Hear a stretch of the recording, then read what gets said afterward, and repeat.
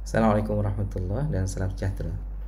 Dalam video kali ini saya nak bincangkan dengan anda sekalian tentang mungkin perkara baru yang mungkin anda ketahui tentang sebenarnya dia sambungan daripada teknik-teknik yang sebelum ini.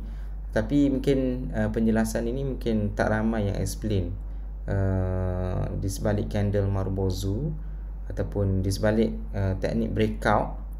So apa sebenarnya yang berlaku? Kenapa kita kata bila dia breakout, so kemungkinan untuk dia terbang lagi jauh itu adalah tinggi. Saya ambil contoh Jacob. Ini counter yang saya masuk semalam lah pada 28 Oktober. Jadi hari ini cuti Maulidul Rasul. So esok kita jangkakan harganya akan pull back sedikit sebelum dia meneruskan kenaikan. Ini adalah postulasi saya. Kerana apa? Saya akan jelaskan dalam video kali ini. Baik, kalau kita perhatikan, ini adalah Jacob, counter Jacob dan dia telah membuat breakout 52 weeks high. Okey, kalau kita belajar chart pattern, okey, ini adalah bentuk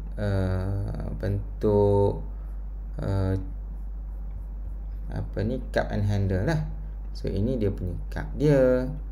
Okey, dan ini adalah handle dia. Okey. So mungkin ada orang ambil handle kat sini. Boleh juga, kan? Sama juga, kan? So it's okay, tak apa. Cuma dalam video kali ini kita nak bincangkan kenapa kita kata bila dia berlaku breakout, sesuatu counter itu berlaku breakout, kenapa dia bila dia pull back ataupun dia turun, dia takkan turun melebihi level line resistance to meter support. Kenapa? Okey, sebelum ni saya dah jelaskan tentang psikologi. Okey, kalau siapa-siapa yang pernah masih ingat, kan, psikologi tentang jualan durian. Seorang yang beli dekat bawah ni mestilah dia nak aim untuk mendapatkan profit yang paling tinggi. Jadi bila dia nak dapat profit yang paling tinggi, mestilah dia ingat kenapa freeze ni? Alright, tak apa, saya tutup nanti. Okey, so kenapa kita kata orang yang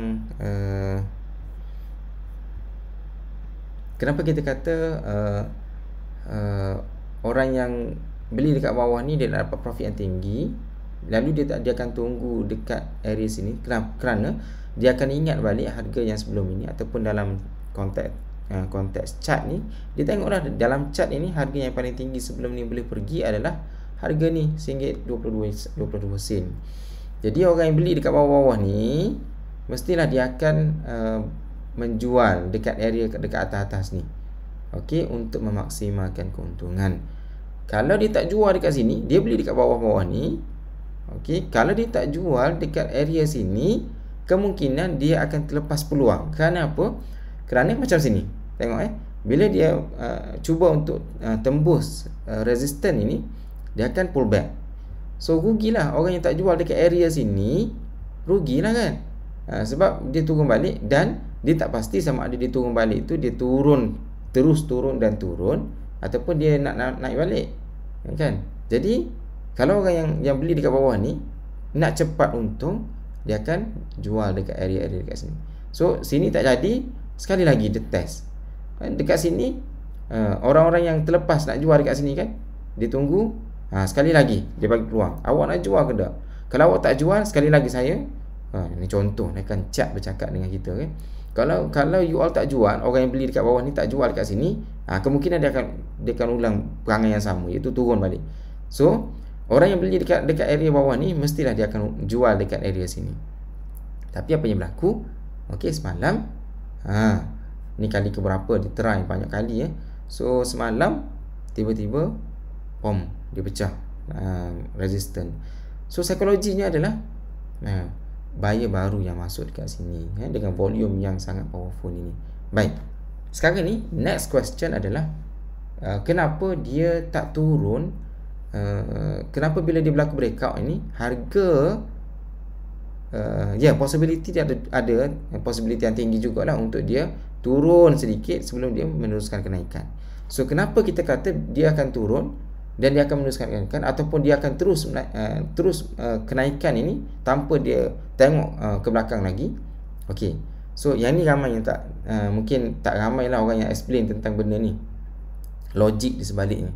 Baik, kalau kita perhatikan ini candle daily punya candle ni. Maksudnya satu candle ini mewakili satu hari. Okey, dia buka dengan harga bawah ni. Kalau candle hijau, dia buka dengan bawah ni dan dia harga tertinggi dekat sini, dan dia tutup semalam dengan harga ni RM1.32. Baik, kalau kita ambil candle Marubozu ini, kita tak akan nampak apa yang berlaku sebenarnya dalam candle ini. So ini rahsia dia. Kenapa kita kata dia ada kemungkinan untuk pullback sekejap sebelum dia meneruskan kenaikan. Baik, yang kita kata dia akan berlaku pullback kerana apa? Kerana orang yang beli di bawah ni, orang yang beli baru-baru breakout ni kan volume ni banyak. So orang yang beli dekat bawah ni tentulah dia akan jual dekat atas ni. Dia akan jual kat atas ni sebab dah berapa persen dah ni. Sekejap, saya punya ni dekat mana? Okey, ini katakanlah saya beli dekat sini. So saya akan jual dekat sini, dekat ujung ni. So dah 8% dalam masa satu hari. Kan? So logik lah, orang yang beli dekat bawah ni dia akan jual dekat atas ni. So dia akan berlaku sedikit pullback kerana aktiviti pengambilan untung. Cuma kita nak predict. Kita nak predict esok kalau dia turun, dia sejauh mana dia nak turun. Sejauh mana dia nak turun, itu persoalan yang mungkin tak ramai orang bincang. Tapi dalam video kali ini saya akan bincangkan dengan anda sekalian. So kalau kita lihat, ini adalah candle daily punya candle. Maksudnya satu candle ini mewakili satu hari. So kalau kita nak tahu berapa agak-agaknya harga dia nak turun esok daripada Marubozu ni, kemungkinan dia akan buka dekat sini dan dia akan turun sedikit. So sedikit tu dia punya apa, kalau istilah ni dipanggil pullback ataupun dipanggil retracement lah. Dia retrace sekejap sebelum dia naik balik. Okay. So macam mana kita nak tahu level dia? Sebenarnya kita boleh dissect. Okay, candle ini dengan volume ini, volume yang tinggi ni, sebenarnya volume tinggi ni dengan harga berapa sebenarnya? So kita boleh dissect satu candle ini. So macam mana nak buat? Perhatikan di sini ada simbol D satu hari. So kita ubah kepada 5 minit ataupun 1 minit pun boleh juga. Okey. So kita nampak dekat sini. Semalam, sekarang ni 29 Oktober, semalam 28 Oktober. So kita ambil daripada 28 pukul 9 pagi. 28 pukul 9 pagi dekat mana? Tengok. Dekat sini So dekat sini tengok volume tak ada lagi ni. Dan price duk main naik turun macam tu je. Tak ada orang berminat pun 9 pagi ni. Okay, 9 pagi, 9.30 pergi pukul 10 pun tak ada orang lagi. Tak ramai lah, adalah yang beli jual, tapi tak ramai. So yang menjadi volume tiba-tiba datang adalah pada pukul 11.30. Perhatikan, pukul 11.30. Dan volume harga price pada waktu ini adalah RM1.23 sehingga RM1.27. Ini adalah candle yang pertama sekali dia naik dan dia membuat breakout. Maksudnya ni volume yang banyak ini, yang orang yang membuat harga ini volume banyak dekat sini. Okey, tak apa, it's okay. Ini mungkin kita terlepas lah. Okey, ini mungkin jerung lah masuk dekat sini, dan biasanya kita akan terlepas kat sini. Biasanya kita akan dapat alert dekat sini dan kita masuk dekat area sini. Baik, yang ni kalau kita tengok dekat sini 1, 2, 3, 4, 5 lah. 1, 2, 3, 4. 4 paling kurang volume yang tinggi. Baik, kita nak tahu volume yang tinggi ni berapa orang pegang harga dia. Okey, so yang ni tengok bila kita letak kita punya ni dekat sini, so pukul 12 suku ni orang pegang dengan harga RM1.28 sehingga RM1.30. So paling kurang adalah RM1.28, betul? So seterusnya volume seterusnya masuk juga dengan harga RM1.28. Paling tinggi dia beli dengan harga RM1.03. Begitulah juga seterusnya. Okey, volume yang tinggi ni juga dia beli dengan harga RM20.28. Saya pun masuk dengan harga RM1.28. Saya masuk dengan harga RM28 sebab masa ni memang kita terlepas dah biasanya. So 5 minit ni memang terlepas lah. So saya masuk dengan harga RM1.28 setelah saya punya wife alert saya. So saya pun terus kaji sekejap saja, 5 minit, 10 minit maksimum. So saya terus decide untuk masuk dan saya masuk dengan harga RM1.28. Jadi saya masuk bersama-sama dengan Jerung ni, bersama-sama dengan orang yang membuat candle ini, dan baseline lah saya masuk dekat sini. Okey, dan seterusnya kalau kita perhati bukan ini saja. Kalau kita tak tambahkan semua volume ni, semuanya berada di atas RM1.28. Semua berada dalam RM1.28. Jadi kita zoom out balik daily punya candle. So volume yang ramai, maksudnya orang buyer baru yang masuk tu adalah dengan price ataupun dengan harga RM1.28. RM1.28. Sebenarnya saya pun dah boleh jual semalam, sebelum kaunter tutup semalam. Saya sebenarnya berkira-kira untuk jual, tapi waktu tu dah iqamat. So, saya pun tengah mesyuarat pada waktu tu nak cepat pergi ke surau nak solat, so tak sempat nak jual. It's okay. It's okay. So saya tak menyesal pun saya beli dengan harga RM1.28. So saya boleh jual semalam dengan harga RM1.34. So dah almost 5% dah untung. Tapi it's okay lah, sebab saya memang plan paling kurang pun 10% daripada kaunter ni. Baik, kita kata tadi kebanyakan orang masuk dengan harga RM1.28. Ni ramai ni atas ni. Atas ni orang beli dengan harga ni. Jadi persoalannya, kalau dia nak turun esok, dia nak turun level mana? Paling saya rasa, saya estimate lah, saya punya, kalau tak ada sebarang sentimen negatif terhadap kaunter ini, ataupun dari segi politik tak ada orang tiba-tiba nak buat darurat ke, ataupun nak ambil tampuk pemerintahan, PM, nak jadi PM dan sebagainya. So serabut kita tak nak fikirlah pasal politik ni kan. Tapi kita minta jauh kalau tak ada apa-apa sentimen negatif esok. Dan setakat ini saya tengok pasaran di US juga Nasdaq dan juga pasaran dekat US nampak positif. So insyaAllah pada pagi esok dia akan positif.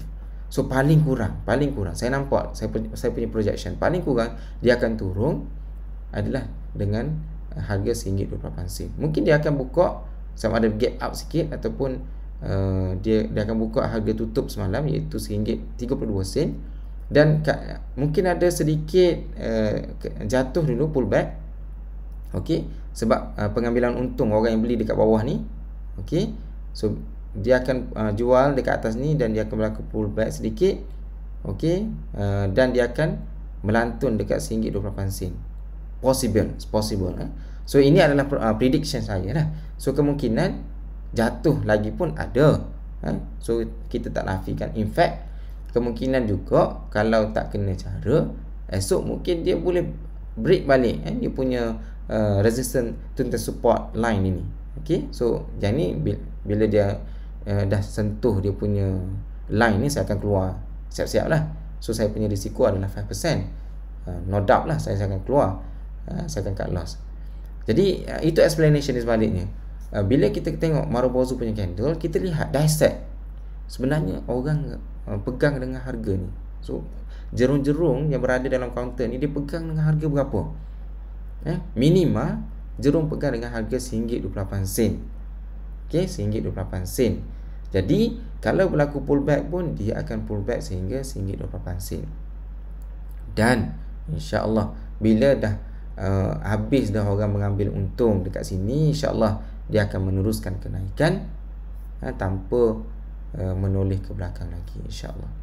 So apa yang berlaku esok, saya punya prediction dia akan turun sekejap pada waktu pagi tengah hari tu, sebelum dia meneruskan kenaikan.